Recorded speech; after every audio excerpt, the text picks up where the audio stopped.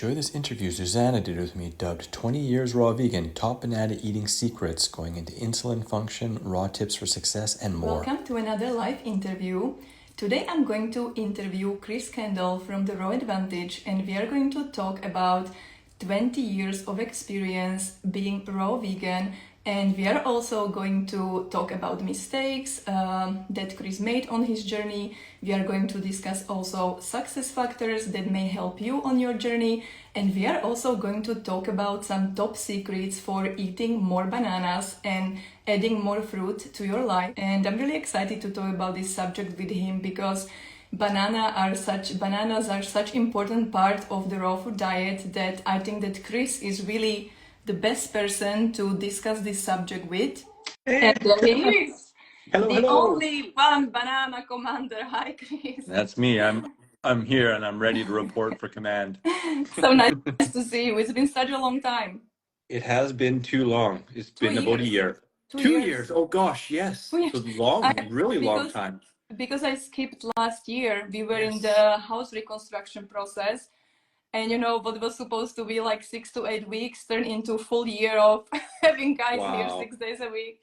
But we now have a new house. I mean, our old house just became a, new building. So it was sort of worth it, but it was rough, it was an interesting period to just have here guys from morning till evening and just dust and noise and no privacy whatsoever. But it's nice to be on the other side, eh? Yeah, exactly. It's nice to be on the other side, but I was just so happy that this year I could join because being part of the raw vegan bundle is just, it brings a lot of joy. It does.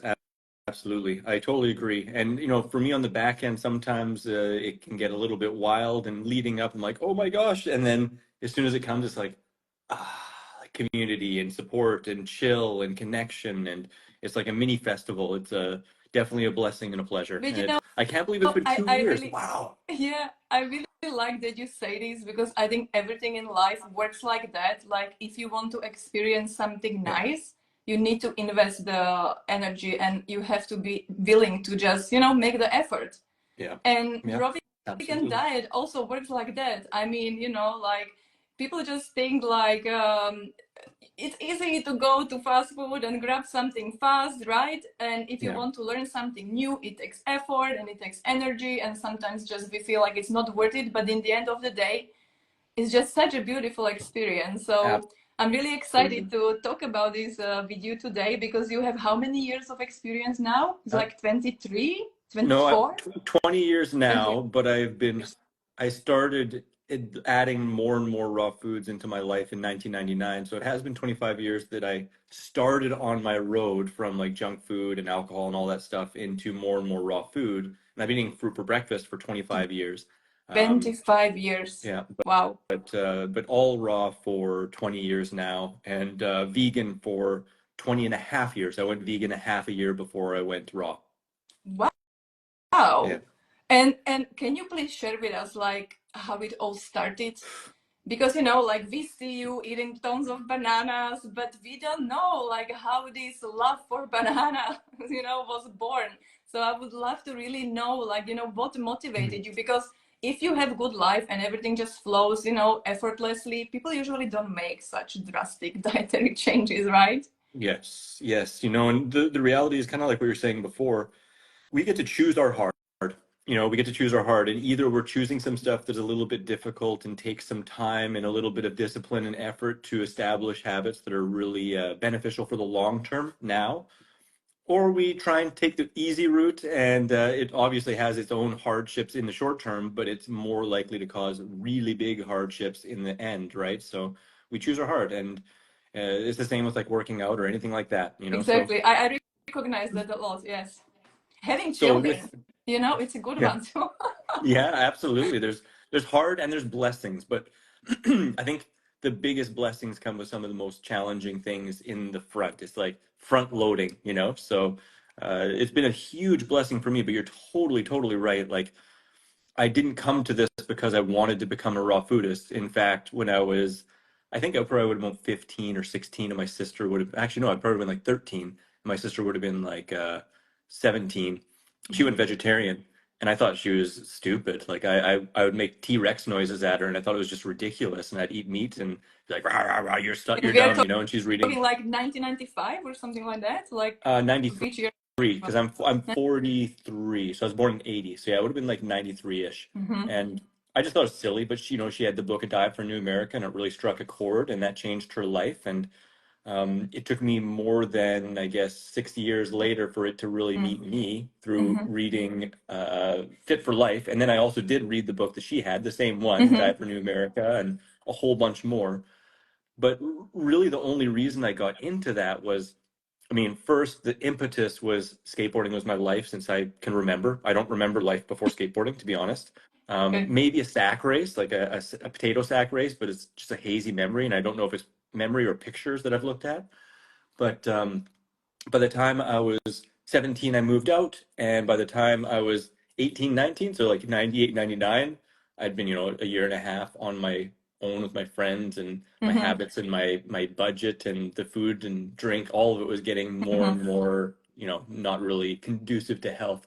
So I started feeling really poorly. I was falling apart physically, mentally, emotionally, and I needed something.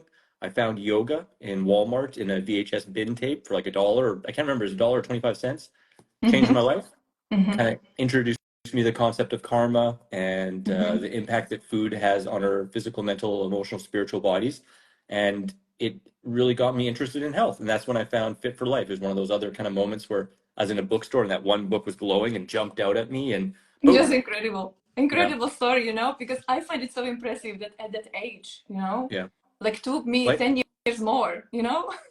well, it's all in its time and place, and you know, Yeah. I can very rightly say that skateboarding was so big and so important to me that when it started falling apart, and when I was falling apart, because I don't kid you, when I'd go to bed and I didn't want to wake up, and I remember being on Okay. So airplanes, that and bad. Mm-hmm. I was like, I genuinely wished planes would crash when I was on them. I was just like, I want this to end, you know, like I was in such a bad place. I didn't care about the people around me. I was Chris, just I like, can't imagine you in that condition. It's unimaginable, you know, like knowing you from online, always having so much charisma. It's just so hard we all to imagine. have our ups and You, downs. We all have our ups and downs, you know, and I'd be lying if I didn't say that I haven't revisited that in smaller amounts, even in the last 20 years, you know, when life really hands you a bum deck, and you know, you're having a really hard time. Like, as they say, you know, when the chips are down, a smoker's always a smoker, you know, and that's you know, maybe a bit of a analogy, but tendencies can pop back up, and it's just through being aware of our triggers and being aware of those patterns that we can get out mm-hmm. of them a heck of a lot faster, and sometimes just see them and more likely to accept them so that we can let go of them and grow through them instead of just being trapped in them, you know. So um, I'm a generally happy person, you know. I think that that comes through, and that's definitely my spirit. But with that, I sometimes have a little bit of extremes, and sometimes have some down periods, you know. But I said you share that because, like you say, all of us, we have that. And yeah, sometimes, you know, when you go online and you look at people who are eating healthy, you think they never struggle. yeah. Oh, if I eat healthy, I'll never experience this down part in my life. But it's just not true. If if You know? only life was that easy, right? If Yeah, only life was exactly. that easy. And you know, I have the feeling that for me, eating healthier and finding that really like abundant energy, it actually brought me back to that burnout phase because I Sure. felt I can do anything, you know? Yeah. I just thought like I was immortal, I can just do everything. I had so much energy, and then, well, it backfired. Yeah. Like, you know, hard lesson, but lesson learned. Most of us learn that, and I've often called that either the hygienist's curse or the raw foodist curse, that you feel so good, Yeah. you feel so You want connected, to give you feel so so much empowered. away. Yeah. Yeah, and you put the world on your shoulder, and you think that it's your responsibility to wake everyone up and to show this to people and make sure that they understand, and to help the people that don't maybe have that energy or that clarity that you do. But you're Mm-hmm. so right. You know, the raw food is, it's amazing. It really enlivens us. It really can bring so much value up. But it also brings the shadows, and it also brings the reality that we aren't invulnerable, and you know, we still are humans, of course, right? So you know, we got to be wary of that and make sure that we put ourselves first, I think is a lesson I've learned Yeah, multiple times. and I keep on learning that lesson, you know, as years go. Yeah. I feel that that's like never going to stop for me. I'm a hard one to crack, you know. Yeah. Yeah. Well, Well, it's up to us, right? Again, we choose our heart, and Yeah. some of our lessons we like to learn for some reason again and again and again, right? But that's I guess that's the dance of life. I like to put it that way. Yeah, I like it. You It's mentioned that the very first time we had interview together. I remember that life is a dance that yeah. stuck with me. But let me ask you, what happened after you read Fit for Life? Like, how did you start? Like, Yeah. did you start high fat or high fruit? Like, what were your first steps on your raw vegan journey?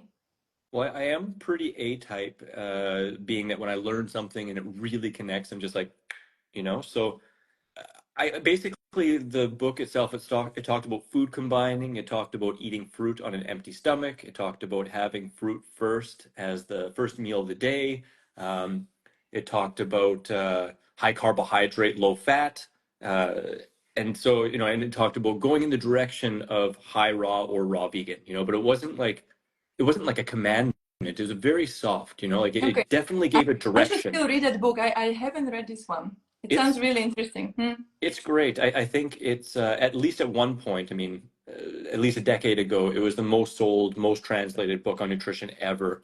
You can find it in almost any used bookstore, and I've bought and given away dozens of copies of it because it really impacted my life. Hmm. But really, what I did is I started food combining like really seriously, unless I went off of what my ideal was because of life situations or just a choice, But for the absolute most part, I really started paying attention to food combining, and I started having fruit for breakfast. And like I said, it's been 25 years. I can really honestly say I think I've had about five or less cooked food breakfasts since then because I was just like fruit. And I mean, in the beginning stages too, it was like I was still drinking, I was still eating some other stuff, and I went towards vegetarian first, so I still had cheeses and stuff. But I discovered in those early days that if I had fruit for breakfast after drinking, I didn't get a hangover really. So it was like, wow, Hmm. this is the best. But slowly things Hmm. fell away and more things came in.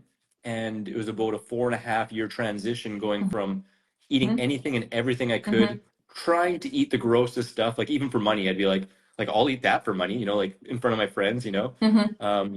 to basically being high raw vegan. And it was a pretty gradual slope of some ups and some downs, but I didn't really at that point have a super specific goal until maybe about a year before I went raw. It was around that time that I was like, I really, I want to go and be a chef. I wanted to be a vegan chef. I Hmm. wasn't thinking of all raw at that time. And instead, I went into nutrition. And it was in that school during my nutritional training that I met Dr. Doug Graham. And my Okay. life was just like, it just gelled. It was like, yep, Mhm. 100% raw. That makes sense. I was reading some books by like David Wolfe and Frederick Patenaude before that, and I was like, yeah, this raw food, yes, yes, more raw, because I was already high raw. I was like high raw Mhm. vegan for 6 months, but it didn't really click. And then I met Doug, and it just like totally gelled. And I was like, all right, this is it. This is for me. And that's when I completely shifted my focus, and I decided I want to do what I'm doing now. And like, it was that crystal clear. I'm like, this is what I'm on the planet And for, so this and happened 4.5 years into being, on this journey, right? yeah, And you met Doug and started your yeah, nutritional yeah. education. Okay. And during that time, like before you met him, were there any like challenging periods that like some mistakes that you now retrospectively look like, okay, if I could start again, maybe I would avoid this? You know, Or you think like you said before that everything happened in its own place and time, that it was all meant to yeah, be? Yeah, I think it was just all meant to be. And because in that beginning state, I wasn't really coming from the mindset that like I need to be raw or that all raw is the answer. I was Mm-hmm. very happy eating high raw and having some raw days. And I thought that, like all raw might be good, but I was really still just totally doing it for skateboarding. I wasn't thinking at all of like making a career out of it. I didn't even think that was a career really. Mm-hmm. And, I was in nutrition school, but again, it was just so that I could jump downstairs and heal faster. I was into this for healing, Mm-hmm. and for my own gains in skateboarding, right? But so yeah, I wasn't hard on myself. I was raw till four, but back then I was just eating raw food and some cooked dinners, and it progressively got simpler. A lot of times I was just having like sweet potatoes with like avocado, or like I used to ferment a lot, so I was making fermented burgers out of like fermented oats, and I used to Mm-hmm. make sourdough bread myself, and like I've made so many different things. I used to sprout little sprout baskets in all my windows, and Mm-hmm. all this stuff, and also lots of like sauerkrauts and all that. And I just enjoyed all of it. I just had a lot of fun and I was sharing it with people, but it was just kind of my side hobby kind of thing that was helping me with my skateboarding. And Exactly. So I was thinking, like, did you at that time have some community? Like, I guess that the online world, like social media, was not existent, right? We're talking about 90s or early 2000, yeah, right? So yeah. I'm just wondering, like, would you say that it was easier to not have all these social media people and confusing on conflicting information, or, like, what would you say? Was it easy or was it difficult to be alone? Um, In some ways, it was easier because, yeah, there wasn't as much conflicting information. Strangely enough, some of the only conflicting information was just based on books that I looked at the library, but I didn't really find out that it was conflicting until I really met Doug. And that was actually a part of my impetus to start doing what I was doing too, because I was like, there Because needs to you be more were, people. and so you were in Canada, and in the US, there was this natural hygiene meeting, right? They organized meetings, but because you were not based in the United States, you probably didn't participate in Yeah. that community, right? Like No. you were like on your own, more or Yeah, less, or? I Mm-hmm. didn't know it, but the thing was, because I had a strong skateboarding community and a strong group of friends, and as a skateboarder too, you're kind of used to being the black sheep in the general kind of bigger world. So I didn't care. Like, my friends thought it was a little funny, and when I first did fully go raw, I had to step away from some of the stuff that we did before. Like, I didn't go to the bar anymore because I didn't want to be around that. Mm-hmm. But I still had my community there for skateboarding. But like I met Dr. Graham and Tanya Kay and was it I can't remember if it was Robert Cheek or Brendan Brazier that first meeting. But the first day that I went raw was meeting, I guess technically the night before, was at the Vegan Health Festival in Vancouver. And those were the first three raw foodists I ever met, right? And Incredible. yeah, and I Incredible. talked to Doug after, like, I went to all of his food demos and his lectures, and it was just like completely mind blowing. And it was just like he was glowing, really glowing. And I was like, I got to talk to this guy. I talked to him that night, and he was super gracious at this time. It was really funny too, because like I said, I was kind of eating fruit until dinner, and here he was at dinner time with like a whole tray of blueberries, like like 6 kilos, and just like mowing back blueberries for dinner.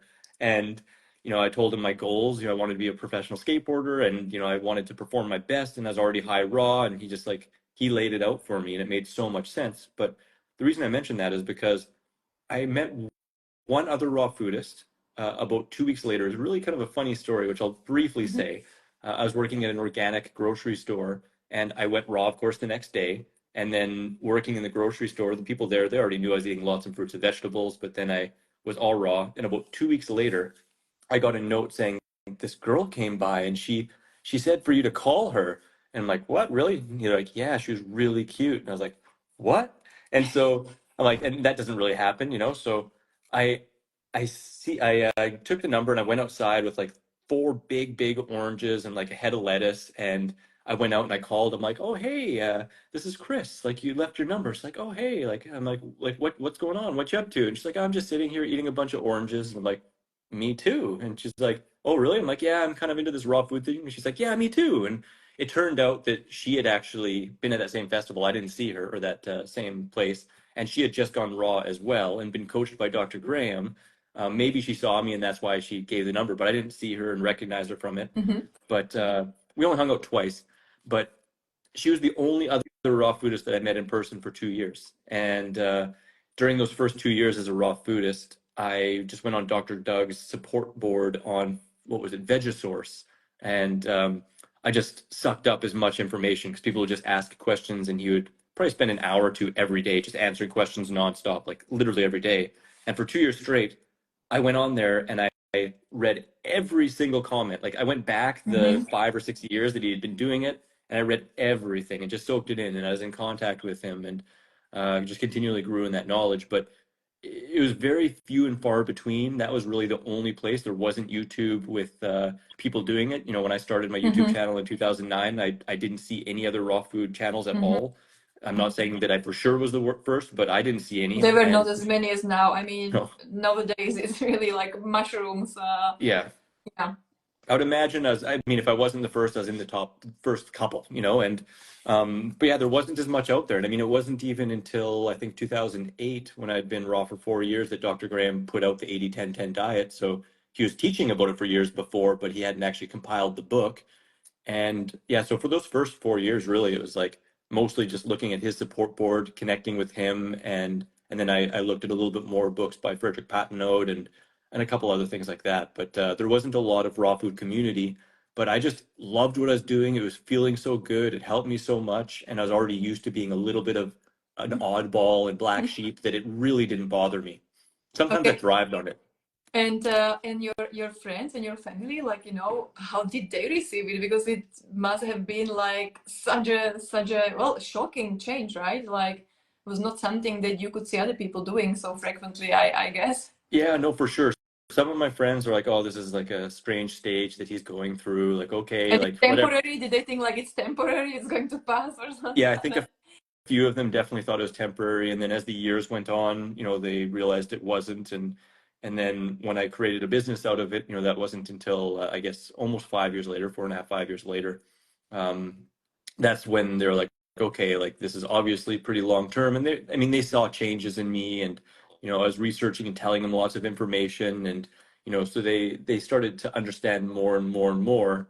But I believe it was on year 6, and that would have been a year into creating the Raw Advantage, that my mom and dad were just like, "Hey, you should maybe get some like blood work done. Like, see how you're doing." Like they just Hmm. wanted that extra level of assurance.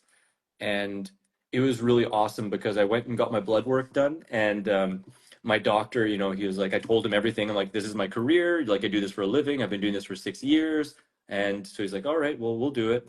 And he called me and said, come in to see your results. And I'm like, all right. So I remember walking in the front door, and he's standing at the desk, and he looked at me with this giant smile. He's like, you sure changed someone's mind today. And I'm like what? What do you mean? He's like, these are the best results I've ever seen in my Wow, career. Like, that's these are the amazing. best blood work I've ever seen. And he's like, I thought I'd need to give you like protein pills and this and that and Protein minerals. pills. And Oh my yeah, gosh. he thought he'd have to give it all. And he's like, your cholesterol is perfect. Like, it's like a newborn baby. He's like 6 months ago, I would have thought it was too low, but the newest information I've come out to and had a symposium on, it's like perfect, And anyways, so So that he was started really making changes. reassuring for your parents, I Yeah, guess, that yeah, you were doing the right yeah. thing. And I've gotten six full blood panels since then, or total, over the years, and it's always been steady. And little things go a little up, a little down, but quite darn steady. Except for B12. B12 went down, and I started supplementing after 10 years on the diet. And vitamin D was low 2 winters, but the next Mhm. month I was But going to the living in tropics. Canada, I mean, that wouldn't be so surprising for anybody, right? No, exactly. And I was traveling to the tropics anyway. And, in the last 20 years, like the last 10, I've been supplementing B12. And I've supplemented vitamin D for 2 winters when I wasn't traveling. And, the 1 year that I got hit by the truck and couldn't travel or be in the sun for most of the summer either. And what about the bananas? How did you how did you introduce them in your life? Like from the very beginning, or did it happen after you met Doug and he told you about importance of eating a lot of fruits and You know, like sweet fruits because that's what in 80-10 he also talks about. So was it after you met him, or was it already right from the start? it was actually after, and I don't recall if he really outlined that and it slipped my mind, or if just my taste preferences and my desire to eat juicier food was heightened in the beginning, which I genuinely do find most people new to the lifestyle, they desire juicier fruit, Hmm. especially in those beginning stages as their body is kind of clearing wastes, they're maybe Hmm. not quite metabolically as ready to eat lots of dense fruit. They get sweetened out. So that might have something to do with blood sugar. It might also have Exactly. something I to was do. I was going to ask you if you have any theories, like why is that? I really think I think it can be a few different things depending on the situation. Like if someone's coming from a higher fat diet and they have excess weight and they already have some built up insulin resistance, then I think that would be the first reason, and they'd be more attracted to more acid fruits and juicy fruits and greens and fats in the beginning. Hmm. But I'd already been eating low fat, high raw vegan for a long Hmm. time. So So for for you me, I don't was think it not was an that issue at all. Plus, you were very active. like physically active. Super So active, mhm. super active. And so, but my first like 8 months of the raw food diet, I was mostly eating juicy fruits and greens. Like I was super clean, hygienic, barely any recipes, barely any fat, zero spices, onions, garlic, peppers. For 5 years, I did that. But you But the mentioned that you first, were eating a lot of greens right from the I start. wouldn't say a lot, but Okay. I was eating, like, not compared to now by Okay. any means, but I was including them. I wasn't fruitarian because Mm-hmm. definitely Doug impressed upon me the importance of greens as This well. is really interesting that you mention it, because there is a lot of information going online about fruitarianism and eating only fruits, and you Yeah. know, like we shouldn't eat this and we shouldn't eat that. But you never had a period like that you be only eating fruit purely? No. I definitely have had periods of, I think probably the longest I went without any greens, maybe about a month, maybe a month and a But half, not when the fruit was long term. incredibly, no, no, maybe it was up to 2 months. Like I've done mono islands for, like, just even one fruit for like 10 days, But 12 still, that's days, maybe 2 weeks. short term for me. You Short know, in term. my eyes, this is Yeah. it's like some cleanse, or you know, like it's Yeah. not like you did it for years and years without greens or vegetables. No, no. No. No, no. And I also, during those times when I didn't eat greens, or when the fruit is just amazing, I would also be including stuff like tomatoes or cucumbers and stuff like that, which, are botanically fruits, but in the kitchen they're veggies, and they have more of a mineral base like veggies and greens do compared to fruits. So, that's probably the way you can get away with not including greens, but I don't really consider it getting away. I think it's making it a lot harder on yourself and Mm-hmm. more prone to falling off. Mm-hmm. And I mean, I'll briefly say that just because, there's a lot of people that are new to the lifestyle and they're really, really excited about it, and they hear information, and, they've been doing good for a year or two, or maybe even 5 or 6. But I like to also really take the experience, not only personal experience, but the coaching experience of those who've been doing this for 30, 40, 50 plus years. And it's a pretty darn unified voice of how important greens are to the lifestyle. And also in coaching, how consistently we see people go into issues if they just eat fruit, especially if they're not really paying attention to the other botanical fruits like tomatoes and cucumbers and stuff like that. And if they're not really like living really close to the source and getting really high quality fruit, and more calm and balanced. Like if you're living in a city and stressed out, you have more needs for alkaline minerals, Mm-hmm. and you're going to blow through them. And if you're new to the lifestyle too, you're releasing a lot of acidity in the system, and you need even more alkaline minerals. So I'm a huge, huge recommender, whatever you want to say, for lots and lots of greens. And as much as you enjoy and grow in enjoying them through eating more, a little bit more at a time. But yeah, right from the beginning, I was eating some greens. I remember the first day I tried to eat like a pound of shiitake mushrooms. That didn't really Oh. feel good. Um, yeah, I tried to mono meal shiitakes, and I puked them up. I didn't eat mushrooms for quite a while after that. I can But imagine that. yeah, it wasn't enjoyable. But yeah, those first 8 months, I was really focusing mostly on juicy fruit. I think it's just what my body was calling for, and I didn't really fully understand caloric density. I was about to And ask you, did you lose weight? I got down to a really low weight. Like right now, I'm at about 180, maybe 185, something like that, pounds. So about like 79, 80 kilos, Mm-hmm. I think. Can you share how I'm tall you are? You know, so we can have it in the yeah. perspective. I'm 6'1.5". I don't know in centimeters what that is. I You'll be forget. vlogging up in Sweden. Come on. I know. It's always a tough one. I can look that up, but uh, I'm not super tall, but I'm not short by any means. Okay. It's funny. Here I'm short, actually, Oh, compared really? to a lot of people. In Canada, I'm tall, or at Oh, least I really? grew up. Yeah, so it's pretty interesting. But yeah, I went down to 145 pounds. So I lost quite a bit. I guess that's 45. That's like 20 kilos less kind of That, thing, that's or close that's to 20 significant. kilos. That's significant. Yeah, Okay. and joint pain started coming back, and Did like you have kind of manic kind of did you thoughts. have any other symptoms like feeling cold, hair loss, or Nothing like no? that. I mean, maybe a little cold, but mostly it was like joint pain and a little bit of kind of like cravings and kind of manic kind of thoughts, and just a little bit more like, Mental. Yeah. yeah, I, just I mental experienced stuff. it too. Mm-hmm. And Mm-hmm.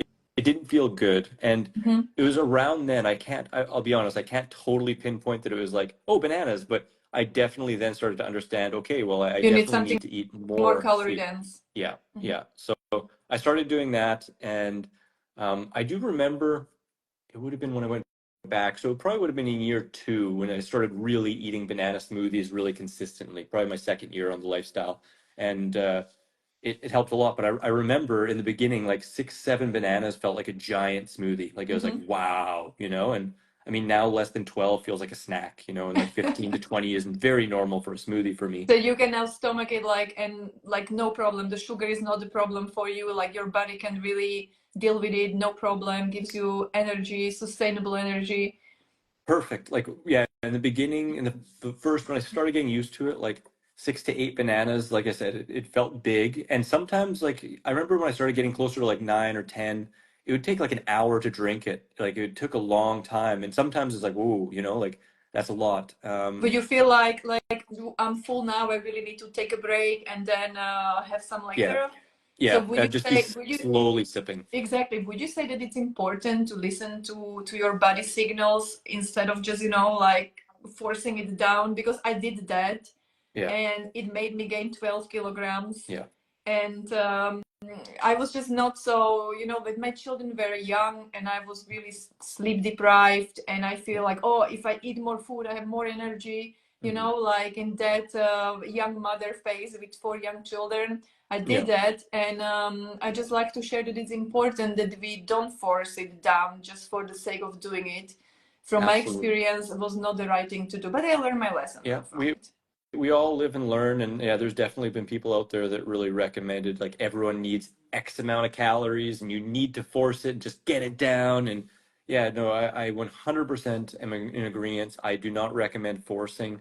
You know, what I've seen, especially as a coach, work the best is having that balance between all you enjoy and all you can eat, but never Mm-hmm. forcing.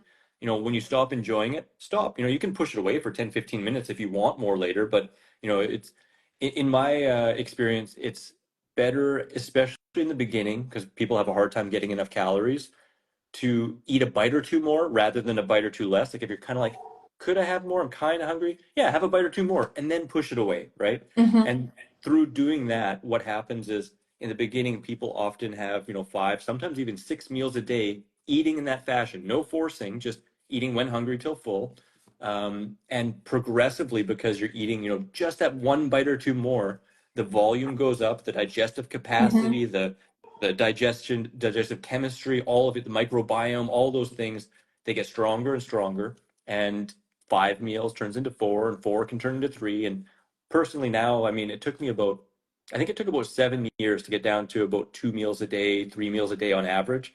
And now it's really normal for me to have It gets 2 meals a easy day. over time. Yeah, Mm-hmm. and it's like I said before, like a 8 to 10 banana smoothie used to take me an hour. Now I can drink a 2 liter 20 banana smoothie in 10 minutes, and it's like it feels normal. I'm not forcing it. I'm not rushing it. That feels Mm-hmm. totally normal. My physiology is like, you know, and it takes some You know, time, and you know what's interesting that like when we start doing sport, most of the time we realize that we cannot start running marathon from one day to another. But when yeah, it comes to food, I don't know, this cognitive dissonance I yeah, experience myself, yeah, you know, like, oh, it's so easy. I can just force this meal and it will be fine. But for some reason, yeah, I don't know. I don't know why is it that we have this cognitive dissonance when it comes to dietary change, that we think that we can just force ourselves. Do you think it has to do something with our personal boundaries and how far we are willing to go in order to succeed? Or mm,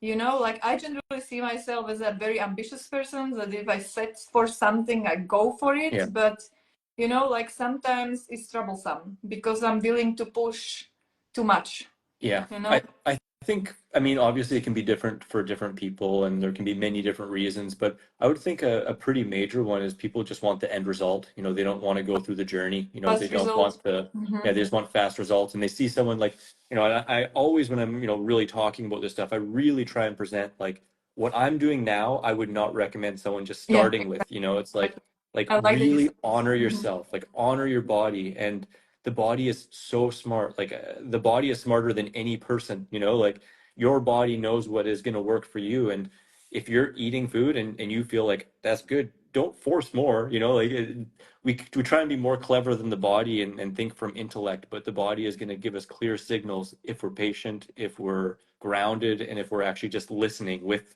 you know, like with the present moment. Right. So, I think growing through that and being patient and taking time and understanding it is a journey, and it's an amazing, miraculous one, and there's no rush, and there doesn't have to be a perfect end point, you know? Mm-hmm. It's a dance, you know, enjoy all of it. You know, the more you can be in presence and enjoy every single bite. And when you stop enjoying the bite, stop, you know, the smoother the ride's going to be. I have found from talking with other people that that people usually are easier on themselves when they understand, like the why in theory they should actually slow down. Yeah. And of course, I follow the course of Karen and Rick Dina, and they describe very beautifully, the how our body works and about insulin resistance and insulin sensitivity and what can we do to actually support our body to become more insulin sensitive instead of Yeah. becoming more insulin resistant. And Yeah. from my own observation, forcing down food and overeating Yeah. actually does exactly the opposite. It doesn't Oh, improve yeah. your insulin sensitivity. No. So I wanted to ask you about, like if you have any tips or strategies that could help people who struggle with insulin sensitivity, like what can we do to improve it? Absolutely. There's some really, really big ones. I mean, you kind of hit some of those major ones, like not Mhm. forcing, not stuffing past your enjoyment, kind of like we talked about, because that's just going to be overriding your natural systems and pushing it against the wall, right? But some littler known things that some people don't know about would be make sure you're getting enough sleep. You know, a lot of people don't recognize, but if you get like, I think it is less than 5 hours of sleep, you can actually become essentially insulin resistant, you know, like a pre-diabetic Mhm. that day from the lack of sleep. It really impacts your insulin function that much. So make sure you're getting a good amount of sleep. Another one that's pretty common known, but maybe not to a lot of people, is make sure you get some exercise before you work out, you know. So if you already are kind of prone to that, then yeah, get a lot of exercise and move around and, you know, create that demand. That's what Doug always talks about. Earn your meals, right? So I love before that. you, I love yeah, that. I love that. Can you share a little bit about your exercise routine? I noticed since my kids are a bit older, good. Since my kids are a bit older and I have a little bit more time, I just really love to wake up every morning and exercise first thing before yeah, I even have my breakfast because I feel I enjoy that food so much more rather yeah, than just, waking up and okay, let's be done with it. I just have to have breakfast. yeah. For some reason, I either love to go for a run with my dog Hmm. or I like to rebound because I have these rebounders standing in the living room. And 20 minutes feels like Yeah, nothing, just some good music and 20 minutes just like that. And I usually use some weights when I'm rebounding. So it's like super easy and I feel it makes me so, so, so happy. yeah, So can you share a little bit about what you do? Like do you exercise absolutely. daily or weekly or, like how you do it? Absolutely. And you know what, just because he said that, I do want to kind of bring up, you know, when people are newer to the lifestyle, and again, you know, they're peeling back the layers, you know, they're basically releasing a lot of stored up toxemia in their fat tissues and blowing through that because, you know, usually when you're starting this lifestyle, you're eating much less calories than you're used to. You're having a hard time getting enough Mhm. calories. And because of that, you know, you're going to have probably stronger detoxification symptoms. And people are used to eating first thing in the morning because it stops that detoxification cycle that the body goes through over the nighttime. And they're just used to covering that up, you know, and it can be difficult in the beginning to wait to eat Mhm. until you're calm and Mhm. balanced because you're blowing through that stuff, and old thoughts, old foods, old you know, kind of feelings kind of come up, and you know, it takes a while to Plus it's get to a place where also you, very habitual, right? Like it yes, sort of takes time to break the habit. it does. Like and I Especially, also realize, it takes time to realize that what we experience, like emotions and feelings or maybe agitation, that it's not always food yeah, related, Like absolutely, and eating oftentimes just helps to calm it down. yeah, But it's not food is not always the culprit from my no, experience. Like but it took me so long, it yeah, took me so long to recognize that. yeah, no, Yeah. you're not alone, that's for sure. And it takes some time, you know, it definitely takes some time, but I think you're spot on too, that it's just like our physiology and the body cycles are set up, I think, for movement and to take some time before ingesting food first thing in the morning. And for me, I'm the same. I wake up, and that's what I see also with long-termers and people who've gotten used to this. And, you know, that when they're hungry, they're not in a unbalanced, like angry, urgent state, you know, and getting some movement and facilitating blood flow and, you know, using up some muscle glycogen only helps with that insulin response, right? So I like to do the same. I like to wake up, have some water. Sometimes I'll totally admit the first thing I do sometimes is I wake up and I check all my stuff. I know that's like what people say that you don't want to do, you know, but I'll admit I like to clean my slate, and because I've, you know, been doing this for a long time and working online, I'll wake up, I'll check my email, my socials, and just wipe away in 15, 20 minutes the things that I can wipe away so it's completely off my mind. And then I get out of bed, have some water, and usually I'm going to the gym. Now I'm going to the gym minimum 4 days a week because I go actually do like a strength training 4 days a week. But I'm also now typically taking 5, 6 days a week also yoga Oh, classes. that's And very nice. yeah, so like, Very nice that and you lately, mentioned that because, and do you do like some yoga flows which actually help you build your muscles, or is it more restorative yoga, like yin yoga? You know, what kind of yoga do you like to do? well, I mean, I've been doing tons for, you know, the last 25 years, but a lot of that time was self-practice, like most of the time self-practice. But I got a gym pass and they have It's a included yoga room. that you can It's take lessons. Mhm. exactly. And what I've been mostly taking lately is called body balance. And it's kind of a combination between Pilates, Mhm. yoga, and even kind of like some rehabilitation, you know, which is really good for me, and really balancing the left and right sides, which as a skateboarder all my life, I can be a little imbalanced. And that's something I've been working on for the last 5, 6 years, So really. And on skateboard, you have your preferred like that you go. It's a bit like on snowboards, right? But you can exactly. you can switch. You can Yeah. go both sides, but you have your preference, right? Yeah, I think I mostly went on one side for probably, I mean, I've been skateboarding for, I guess now like 38 or 40 years. I can't remember. 38 years? Yeah, 38 years. And probably the first like 20, I was really predominant on one side. And Mhm. I wouldn't by no means say I'm totally ambidextrous with it, but I'm a lot more comfortable going both ways. But still, my musculature, like my Mhm. leg and my hips, you can tell, you know, like a little Mhm. bit, Mhm. right? Mhm. And then Mhm. also my dominant side was the one that got hit by the truck too. So that kind of did different Mhm. things, right? So all of this stuff is to try and balance it. But yeah, I've been taking that class as many as I can get, you know, which often is about 4 times a week lately. And I've also, if I see a yin class or just a regular yoga class, I pretty much take any that I can that's on the schedule that isn't going to interfere with my skateboarding, which right now is on the back burner with the bundle, and the yoga is taking a more important place right now. It's interesting. It's interesting you mentioned I studied yoga like 2 years ago, Yeah. and before that I was always intimidated to start because I felt my body was very inflexible. Like Mhm. I never did any stretching, you know, exercises or flexibility movement, nothing. I was always into sports like tennis, you know, snowboarding, Mhm. and I never paid attention to stretching basically. Yeah. And 2 years ago, I started horseback riding lessons. Seen a picture And of you with that, that. Yeah. and you know, that really brought me to yoga because when you sit on a horse, you must be Mm. able Or, to move. You must yeah. be able to move together. You must be able to become Mm. one. And if you sit there and your body is stiff, well, it doesn't work. You know, you just bounce Yeah, exactly yeah. like a I've done ball. that. So that's what motivated me to start with yoga, and I feel that over the last 2 years I see so much improvement, and I do Yeah. yin yoga consistently I every love yin. day, Yeah, I love and yin. I feel I do it before bed, Mhm. every day before bed. And Mhm. you know, I started with 15 minutes. I thought I give myself 15 minutes, and now, Chris, I find myself doing over 1 hour. Nice. And you know, sometimes it's just like 11 or it's already past 11, and I'm like, oh, I should be sleeping, but I'm just so enjoying it. Yeah. And then I sleep so much better, and I wake up Oh. just feeling it's just the impact it has on me. I wanted to share it that it just, Mhm. you know, is underestimated how important this is.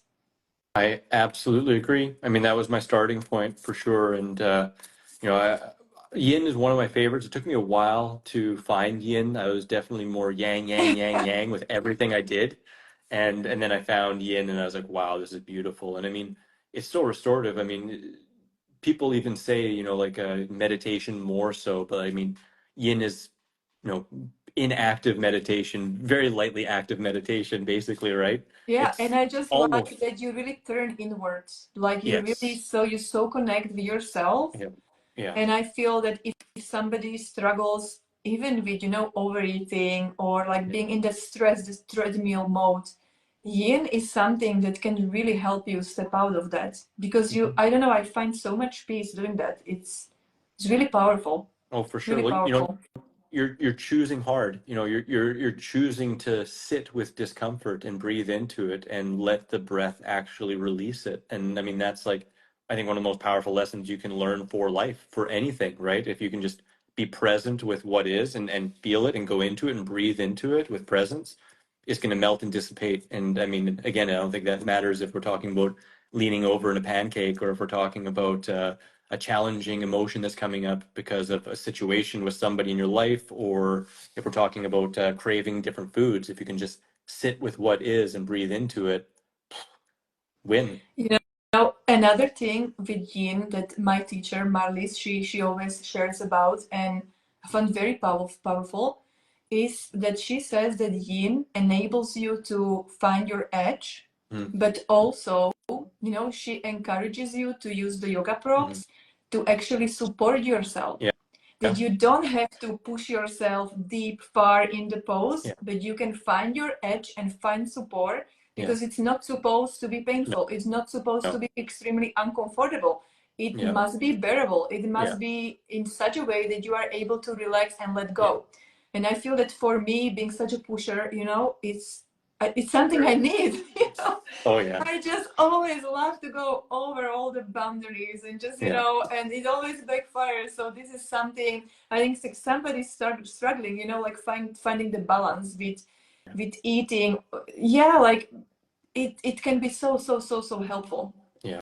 Didn't Absolutely. I mean, even plan to talk about yoga, but you see how we ended up talking it's about it. perfect. We got channeled in, and I have my ring light here, and I was like, whoa, like, but anyways, it's like, I think, irregardless of what we're talking about there, if you're really honed in and you're just breathing into it, and you know, you find all of a sudden, hey, I can't breathe, you know, like you're pushing too hard, you know, and again, that doesn't matter if we're talking about the yin yoga or we're talking about life. When you can't just slow down and breathe, that's when, okay, maybe we're stretching ourselves a little too far and taking it a little bit too fast, right? And to me, that is kind of the purpose of the yin, is to be able to, like you said, meet that edge, but still breathe. And as soon as you find yourself holding, it's like, okay, either come out or really bring your attention back to the breath and slow it down. And yeah, I mean, I think that could be the same thing with raw food too. There's a lot of people nowadays that just like want to go from A to Z with an idea that Z is, you know, like enlightened fruitarian or breatharian, and they run into huge issues because of it, because they're just, again, trying to push way too fast and to a place that isn't even necessarily reality. You know, I really like how we naturally move through all the strategies that I started, you know, this question to us, like, what are the strategies to improve your insulin sensitivity? Yeah.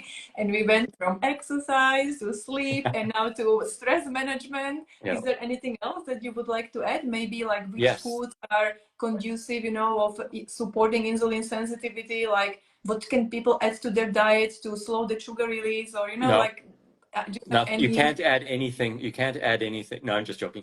We'll get to that after.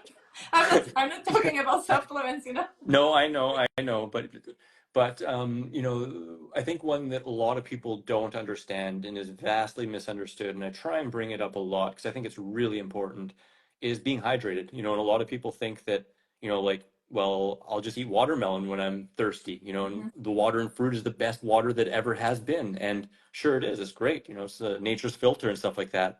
But sugar requires water to be metabolized, and if we're dehydrated, our insulin is going to spike and it's going to be much harder on our pancreas. So if we're thirsty, we're already dehydrated, you know, and if we're thirsty and then eating fruit, we're definitely making it harder on our body. And we're going to feel better than eating anything else because, of course, there's water content in it, right? But we're doing ourselves a disservice if we don't get hydrated before, especially with sweet fruit. But even with something like watermelon, you know, I talked with Doug about this in depth, you know, and he says that for every gram of sugar in a fruit, it requires 7 grams of water for the body to metabolize it. So what he said was a really sweet watermelon can actually have enough sugar that you're baseline or slightly dehydrated after eating it. That's like a really sweet one, really. So, you know, so you know, especially also too, if you're like drinking fruit juices, which actually I don't really recommend besides say like orange I juice or stuff like that, also don't. you It know, doesn't so make me feel good at all no, without fiber. It's just yeah, I I had like someone to comment on my eat through video. recipes or blend it into smoothie, like in the whole form. Yeah, I like to maybe juice it with some greens or yeah, vegetables, but not not the pure. fruit It somehow juice. doesn't feel so great for me Yeah. personally. So that's a big one. You know, I definitely agree with that as well. I mean, I think fiber's there for a reason, you know, and that's the one thing I would say is green juices, you know, they can be a great adjunct to the diet and say like orange juice. And I'm not saying like, you know, all juices like never, ever, ever, but I wouldn't make that a regular part of the diet personally. I would focus more on whole foods, smoothies, you know, if you want some citrus juices and stuff like that, green juices, all that good stuff.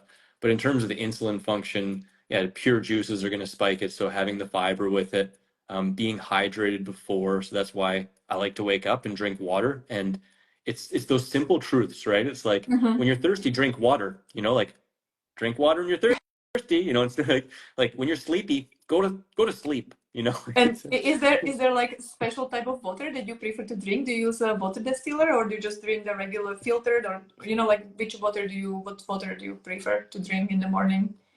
I won't claim like the absolute best, but I prefer distilled generally or Hmm. reverse osmosis. I mean, to me, those are similar. I truthfully, I'd probably rather have a reverse osmosis just because of the ease of it. Hmm. But distilled is even purer, but it takes some effort and more energy, right? So there This is still one, for me is like the best taste ever. Like it tastes so pure, so great. yeah. But I must admit, I sold my water distiller because my husband was not happy about running it 4 hours a day. You know. Oh no, oh no. Yeah, I So sold it, but I really have moments when I miss the taste. It just tastes so I great. love For me, it. what helps sometimes is to add lemon or lime in water. That Yeah, already improves the taste for me. But just like regular water, we have filter installed that's good. for all the water that enters the house.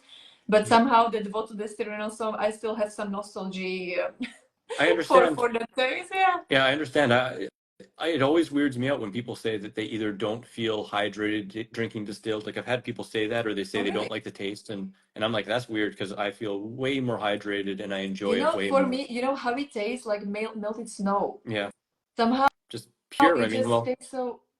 that's nature's distiller, Yeah. right? I mean, Yeah. it's going up, but although the snow, of course, can have some contaminants from little stuff in the air, right? But yeah, I'm sorry to hear that. But yeah, I'd say distilled and reverse osmosis. Those are my two favorite.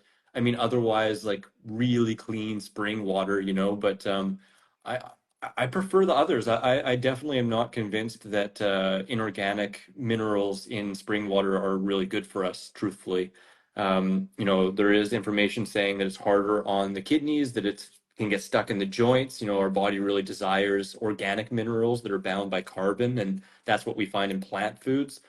So, you know, whether we're talking about like salt or spring waters, I actually prefer the rainwater or the, Mhm. you know, the in-home ones that would be You know, clean distilled. I have funny thing to share with you. So we have this rescue dog. We now have him for 2 years. It's a new dog, and Yeah, he hates tap water. yeah, He just has in the garden this like a bucket of water which collects rainwater, yeah, and every time he's thirsty, he will just stand in front of the garden door and he will drink that yeah, water. He totally refuses to drink the tap water, yeah, even though it's filtered. And I think like, he knows what's good for him. It's just yeah. incredible to me. Yeah, no, it's animals are super, super smart. I mean, you put a bunch of organic in conventional produce in a monkey cage, and they'll go for the organic stuff first. You know, it's they're smart. You know, It's but incredible. yeah, and I mean, having rain collection and a filter from that, that's a great way to get water too. If you live somewhere that's, you know, maybe not China or like, you know, not just to pick on that, any big city really, right? But they're known for really poor air quality. So, but I mean, you know, like I said, the distiller or the reverse osmosis and getting that good quality water in before you're going to eat a big sweet meal, getting some exercise, making sure you got a good sleep, chewing really well, not just chugging, you know. So if you have a big smoothie and you're just like go go go go, well, that's going to be very different on your pancreatic function and your insulin function. It's nice you Um, mentioned. So okay, so slowing down while drinking smoothie is also strategy to help with insulin sensitivity. Absolutely, absolutely. And then we'll round that out there. Let me just think if there's any other ones that I can think of. I think those are definitely I mean, also I would say eating in a calm, balanced state. I really am a huge proponent, and I honestly think it has the power to completely transform people's relationship with food and themselves, to be in acceptance when they're in emotional trauma and when they have heightened emotion and when they're feeling anxious, um, really urgently drawn to food or Mm-hmm. really specific about food, to let that pass, to drink some water, to get some movement, to do all these things we talked about, because Mm-hmm. from my understanding, that has much more to do with the body going through a detoxification cycle when those things really peak and heighten, right? Mm-hmm. And our body's always in cycles, and cycles generally only take 10, 15 minutes when they're at peak to get to a trough, So when we're in that heightened emotion and we're like tensed up and we have spikes of different hormones and stuff like that, take some time, breathe, do all the things we talked about. 10, Mm-hmm. 15 minutes later, you're in a calm, balanced state. And then your body's going to be much more ready to actually utilize, uptake, and transport the sugars and the oxygen and everything else when you're eating food. So that'd be a big one. And then the last one I'm going to say is, do you know what it is? I Green don't know. smoothies. Come on, green smoothies. I wanted to say it, but I was waiting for you if you're going to say it or I not. saved it for last. Come For me, on. for Yeah, me, that was really a big one, and yeah, of that's why I decided to course. write the whole book about it, Yes. because it's like amazing. Like if you're somebody who has really hard time to eat a lot of fruit, and like you want to slow down the sugar release and get some Yeah. extra nutrients, Yeah. it's like for me that was like wow, it was a big one. Game It was changer. a big one. Game Yeah, changer. Absolutely. yeah. Something that Dr. Graham taught me too in the beginning. I mean, green smoothies, amazing. I love them. I had a big green smoothie today. I do most of the time, not all the time. I sometimes just like just a straight banana smoothie. It's one of my favorites too. But something else he taught me was like, he likes to just sit down and eat piles of bananas, and I used to do that and I got used to it. And it takes some getting used to. It's very different than eating a smoothie, to eat the same amount of bananas out of hand than to drink it in a smoothie. But what he said to me was, like, if you're eating, say, a meal of bananas and you start to get sweeted out, or you start to feel like, oh, like the blood sugar's going up, have 2 bites of celery. Like, it'll Mm-hmm. completely reset everything. It slows it. Also, just the satiation difference, the water content, the savory flavors from the It is organic so sodium tasty, and exactly, minerals. and that crunch is just that fiber is just Perfect. yeah. They complement each other so good. And then all of a sudden, once you've had 2 or 3 bites of celery, maybe four, you're like, that banana looks good now. And then Mm-hmm. and then you can be back and forth, and it's a pretty good tip. It's basically like a green smoothie in your mouth. Chris, I so much enjoyed talking to you, and I'm so looking forward to the fact that we are still going to have another interview together, and we Yes. will change the sides. So Yes. that's later this week. Before we close this one, would you like to like think about some like main points or take home messages that you would like people to remember? Mm. From our discussion today, like I don't know, like 3 to 5 main points that you think, okay, if you really struggle, Mm. please consider that these strategies or these approaches could be something that could help you on your journey. Would be really nice to close with For some sure. For take home. sure. I mean, my go-to always is just, like, slow down, come into gratitude, enjoy the foods you enjoy the most and be present, like make food a meditation. So if you can slow down and be really present and notice the sensations you're having and be really honest with yourself too, not come from the mind, but come from the body, and just chew well and incorporate these major points we talked about, like recognize that this is a dance. It's not just a straight arrow. It's going to be a bit of a journey, and do your best to enjoy every single bit, because, it's not going to necessarily come again the exact same way. So be present instead of thinking about the end. And look at this as a lifestyle. It's not just about raw food diet whatsoever. If you're, trying to get diet perfect, but you're not sleeping, or like you said, you're not exercising, or, you're stressed out, Or you are all of these things are, isolating, or you're no isolated. connection, no friends. Absolutely, yeah. And, I think it's really important to really recognize too that most of the time when raw foodists are isolated, it's their choice. And people probably don't want to hear that. But if we create any separation between ourselves and others because of our dietary choice, that's on us. It's like, Yeah. this is going to be much more easy to spread and for other people to have seeds planted if we remove the barriers ourselves, when we just recognize the loving spirit within every single other person, and that everyone's doing the best they can based on the knowledge and experience and life that they have. So, see that, focus on that, and let your choices shine just by doing them rather than trying to force them on other people, right? And that way, of course, I was just talking about this with Karen Ramsey.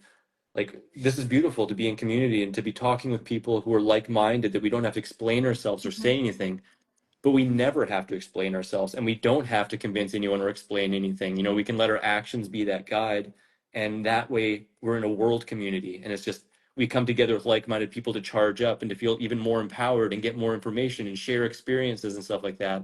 But then we're connecting with more people out in the world and helping this message and this beautiful compassionate reality become bigger and bigger and bigger. Also what I noticed, that the less I explain myself, the more curious people are.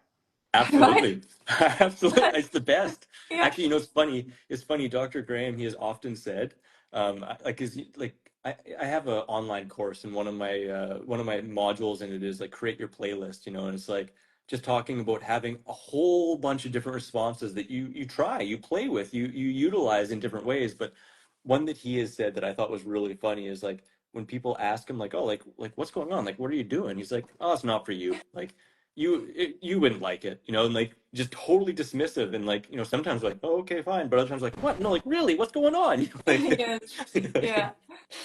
but It's just incredible. At the beginning, when I was very insecure about my choices, yeah, I would really always say, oh, I'm different yeah, and I'm strange and don't mind, And the more I would talk like that, the more people would really think like, okay, she is really what she's talking yeah, about herself to be. And the moment I stopped to explain and just did my thing, people were just curious, like, yeah. why is it that you are eating this? Why aren't you taking the regular wedding menu, but you bring your own salad and things like that? Mhm. It's just really nice. And last wedding I went to, it's like 2 years ago, I was there and I was just doing my things. And at the beginning, people start giving you these nasty comments, like, Yeah. wouldn't you rather have some steak? And Mhm. wouldn't you like to drink some shots with us? Yeah. And then as the time goes and they get drunk and more relaxed, they just started to come to me and say like, oh, we admire you so much. How can you stay so strong? And at the Mhm. beginning, like very harsh and, like Yeah, really like picking on me. And in the end of the day, it's like self-protection mechanism, like people absolutely. feel like, yeah, I feel insecure around such person because I'm doing something else. And obviously people know that eating fruits and vegetables and not drinking alcohol is healthy. They know. Yeah, But it's yeah, just something which sometimes, also not drinking alcohol is something which is difficult for people when I'm the only one who is not participating. yeah. But I think not making a big deal about it usually solves all tension. Like really. Huge, huge, absolutely. And being able to laugh about it, yeah, just not taking it super seriously, and totally, yeah, recognizing that the absolute vast majority of time, if not all the time, when someone's coming at you, it's more about them than you, right? So it's I like that saying, like when someone's pointing at you, they got three fingers pointing back at them, right? So it does kind of play back into their own hoopties and their own insecurities and stuff like that, or just ignorance, right? So letting yourself shine, and just not taking it so seriously. I like to laugh it off sometimes, like someone like, oh, like, wouldn't you, like, why are you eating like a rabbit? And like, no, I'm actually a monkey, and like scratch my armpits, and like, you know it's only serious, it's only challenging when we make it so. And it's tough to find that break sometimes, because sometimes our Mm. knee-jerk reaction is that's immediate.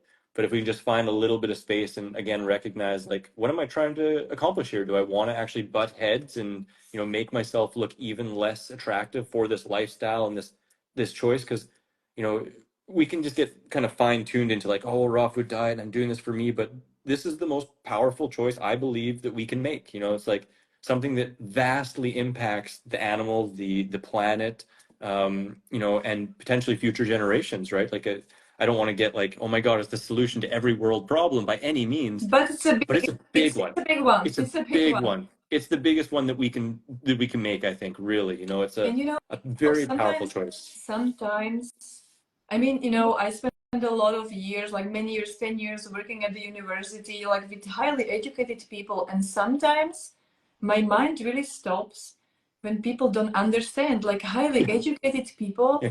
you know, they just don't understand this simple fact. It sometimes, yeah, it saddens me, and I just Yeah. cannot wrap my mind around it, you know? Yeah, no, I hear you. It's the same thing when I see people laugh about or like not have understanding about like harming animals or like killing animals, and it's just like I don't get it. I don't get how people don't see with a compassionate heart that that's a divine spirit and like someone deserving of life, like a living being, it's like, but there's a huge disconnect, and when we are completely disconnected from ourselves, it's hard to actually Exactly. be connected to other And like people. we started this discussion with, you know, everything in its own time. Yeah. It's for everybody, it just Yep. happens at different time, and for some people maybe it doesn't happen. And I think it's for us to accept that that's fine too. Absolutely. Absolutely. I totally agree. Yeah. I think the hardest, that is one of the things, and sometimes one of the later things that people go through in this lifestyle, and one of the hardest things to accept is that those you love may not choose this, and, they might, have major issues because of it, right? And in these days and times, that's coming up more and more and more, but it then goes right back to the importance of choosing it for yourself, and to radiate that out like a lighthouse, but, without attachment, because attachment, that'll get you. I think that we are going to talk about this during our next Yeah. next session, because you know I have 3 teenagers. Yeah. I can say a lot about Yeah. this Yeah. right Yeah. now. Let's save it for our next discussion. So Sounds wonderful. Sounds wonderful. Thank you so I much for having me on. It's I love definitely a it. I pleasure. love Always a it. pleasure. Thank you. Thank you. It was really pleasure as usual. I hope that you know, now we have our next date, so we see each other this week again, and I hope that afterwards it's not going to take another 2 years, you know. No, yeah, exactly. Before we connect again. At the absolute most a year, but be better The next before month. that. Yeah. Yeah. Okay, All so right. thank you very much for your time. It was really pleasure, and I see you later this week again. Sounds good. Thanks so much, Okay, Zuzana. have a nice evening. Thanks, Bye everyone. bye. Bye-bye. Bye. Don't forget to check out the Ultimate Raw Vegan Bundle, 33 ebooks and courses worth over $840 for just $50, but only until May 12th, and then it's all gone.